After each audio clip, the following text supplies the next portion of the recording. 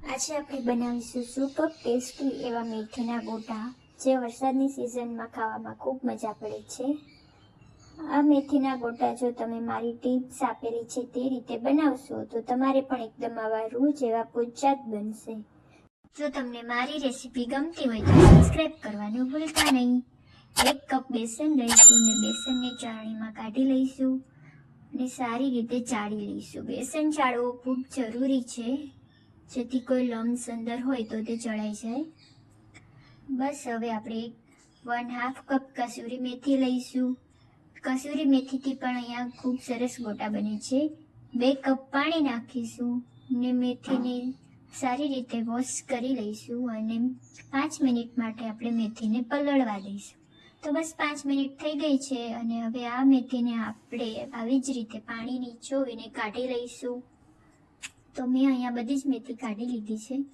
તો બસ હવે મેથી નાખીશું, 1/3 કપ પનીર નાખીશું, 1 સમારેલું મરચું નાખીશું, ક્રશ કરેલા મરી નાખીશું, સ્વાદ પ્રમાણે મીઠું નાખીશું અને બધી જ વસ્તુને સારી રીતે મિક્સ કરી લઈશું।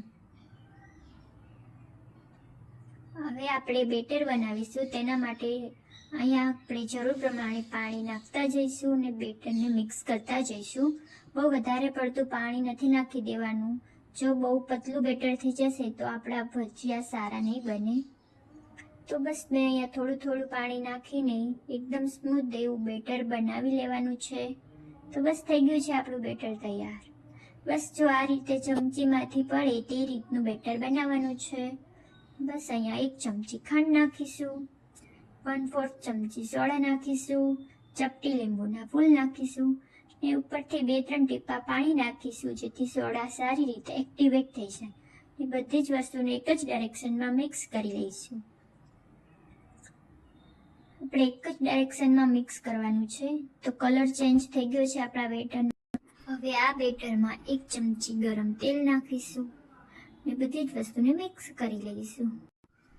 આ રીતે ચેક કરી તો તેલ ગરમ થઈ ગયું છે। આપણે ગરમ તેલમાં જ ભજીયા નાખવાના છે। આપણે એક એક કરીને બધા જ ભજીયા તેલમાં નાખી દઈશું।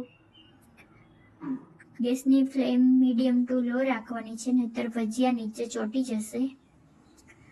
તો બસ બધા જ ભજીયા મેં નાખી દીધા છે અને હવે આપણે એકવાર આને પલટાવી લઈશું। આપણે ભજીયાને મીડિયમ ગેસ ઉપર ગોલ્ડન કલર થાય ત્યાં સુધી તળી લેવાના છે। તો બસ આવી જ રીતે અલટ પલટ કરતા રહેવાના છે। 4 થી 5 મિનિટમાં આપણા ભજીયા તૈયાર થઈ જશે। તો બસ ગોલ્ડન કલર આવી ગયો છે અને મેં ભજીયાને કાઢી લીધા છે।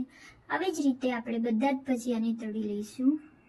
ગરમ તેલમાં ભજીયા નાખ્યા પછી તળતી વખતે આપણે ગેસની ફ્લેમ લો કરી નાખશું, જેથી આપણા ભજીયા એકદમ ક્રિસ્પી એવા તૈયાર થશે। આવી જ રીતે મેં બધા જ ભજીયા તળી લીધા છે અને હવે આપણે તેને એક પ્લેટમાં કાઢી લઈશું। જો તમને મારી રેસીપી જોવી ગમતી હોય તો વિડીયોને લાઈક કરો, શેર કરો અને સબસ્ક્રાઇબ કરો। તો છે ને એકદમ રૂ જેવા પોચા જ, જોતા જ ખાવાનું મન થઈ જાય તેવા પોચા બન્યા છે।